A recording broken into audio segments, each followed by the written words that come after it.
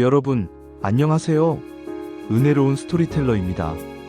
오늘은 조금 어렵게 느껴질 수 있는 성경의 한 권, 레위기를 함께 쉽고 깊이 있게 살펴보려 합니다. 레위기 하면 제사나 복잡한 율법을 떠올릴 수도 있는데요.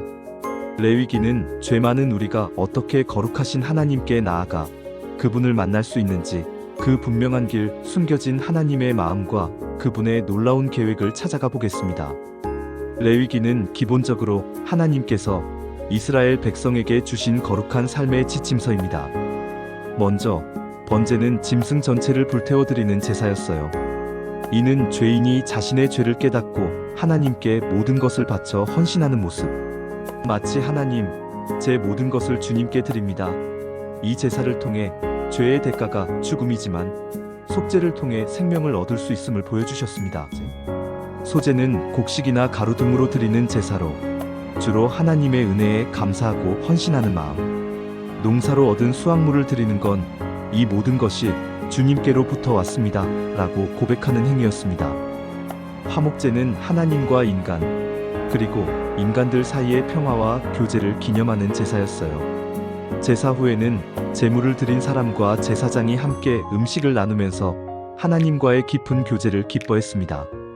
가장 중요한 제사 중 하나인 속죄제는 자신도 모르게 지은 죄에 대한 용서를 구하는 제사였습니다.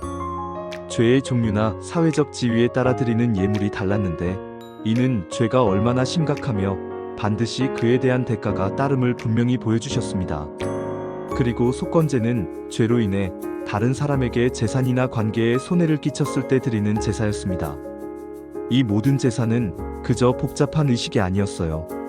이 제사들은 죄인인 인간이 거룩하신 하나님께 나아갈 수 있는 유일한 길은 죄 없는 제물의 희생을 통해서만 가능하다는 것을 반복해서 가르쳤습니다. 그리고 이 모든 제사들은 궁극적으로 우리를 위해 단 한 번의 완벽한 대속 제물이 되신 예수 그리스도를 미리 보여주는 것입니다.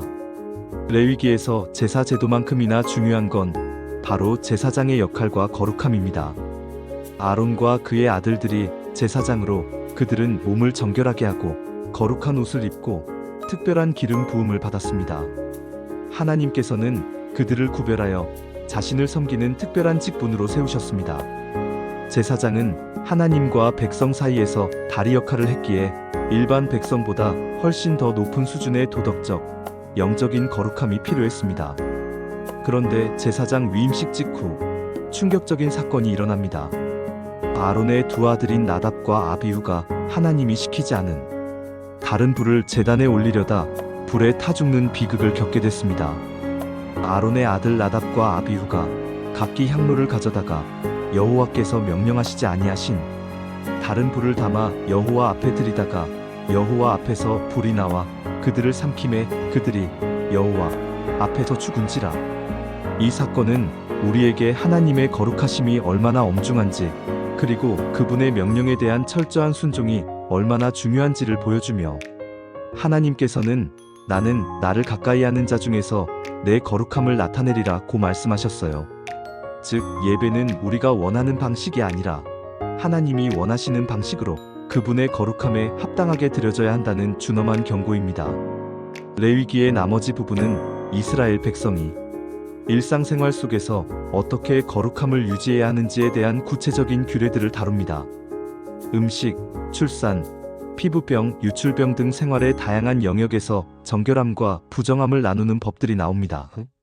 예를 들어 하나님은 이스라엘 백성에게 정한 동물과 부정한 동물을 구별해 먹게 하셨습니다.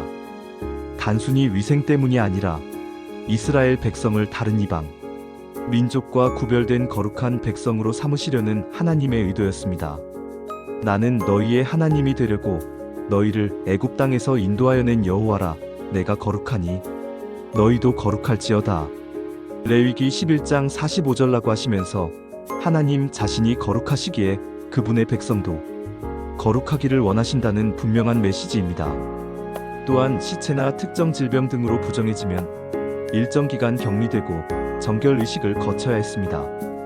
이는 마치 죄와 같은 부정함이 얼마나 쉽게 퍼지고 전염되는지를 보여주며 거룩함을 지키는 노력이 얼마나 중요한지 가르쳐 주셨습니다. 백성들이 단순히 종교적인 의식을 넘어 삶의 모든 부분에서 거룩함을 추구하기를 바라셨습니다. 이날은 이스라엘 백성의 모든 죄를 1년에 한 번 속죄하는 아주 중요한 날이었어요. 대제사장이 홀로 가장 거룩한 지성소에 들어가 피를 뿌려 백성의 죄를 속죄했습니다. 특별히 이날은 두 마리의 염소가 중요한 역할, 한 마리는 하나님을 위한 속죄 제물로 드려지고 다른 한 마리는 아사셀 염소라고 불리며 백성의 모든 죄를 짊어지고 광야로 내보내졌습니다. 이는 죄가 완전히 사라지는 것을 상징하며 대속죄일은 죄가 얼마나 심각한지와 함께 죄를 완전히 씻을 수 있는 분은 오직 하나님 한 분뿐임을 보여줍니다. 이 모든 의식들은 우리의 모든 죄를 짊어지고 십자가에서 죽으신 예수 그리스도의 대속 사역을 가장 분명하게 미리 보여주는 것이었어요. 이스라엘 백성이 이웃과 사회 속에서 어떻게 거룩하게 살아야 하는지에 대한 도덕적이고 윤리적인 규례들, 예를 들어 피 먹는 것을 금지했는데, 이는 생명이 피에 있다는 걸 강조하며 생명을 귀하게 여기라는 메시지와 또한 비윤리적인 성적 행위를 엄격히 금지하며 하나님의 백성이 세상의 타락한 문화와 구별되어 정결한 삶을 살아야 함을 강조했습니다. 너는 네 이웃을 내 자신과 같이 사랑하라. 나는 여호와이니라.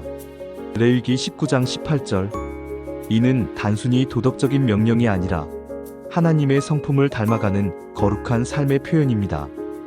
이스라엘의 7절기를 소개합니다. 유월절, 무교절, 초실절, 칠칠절, 오순절, 나팔절, 대속죄일, 초막절. 이 절기들은 단순한 기념일이 아니라 하나님의 구원 역사와 미래의 구속 사역을 보여주는 예언이었습니다. 예를 들어 유월절은 이스라엘이 이집트 종살이에서 해방된 것을 기념하는 절기, 칠칠절 오순절은 신의 산에서 율법을 받은 것을 기념하고 곡식 수확에 감사하는 절기였는데, 이는 훗날 성령 강림을 통해 교회가 시작된 날과 놀랍게 연결됩니다. 이렇게 절기들은 과거의 구원을 기억하고 감사하며 미래에 있을 하나님의 놀라운 구원 계획을 기대하게 하는 중요한 역할을 했습니다.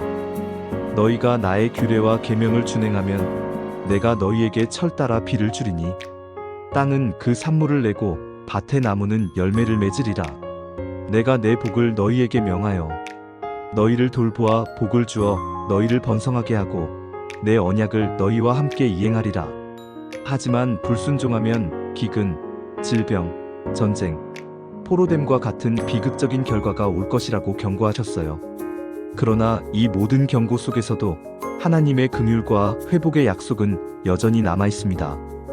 그들이 나를 거역함으로 내게 행한 죄악을 차복하고 그들의 마음이 할례를 받지 아니하여 내게 대항하였음을 깨달으면 내가 야곱과 맺은 내 언약과 이삭과 맺은 내 언약을 기억하며 아브라함과 맺은 내 언약을 기억하고 그 땅을 기억하리라. 하나님께서는 당신의 백성이 회개하고 돌아올 때 그들을 다시 회복시켜 주실 것을 약속하셨습니다. 이는 하나님의 신실하시고 자비로운 사랑을 분명히 보여줍니다.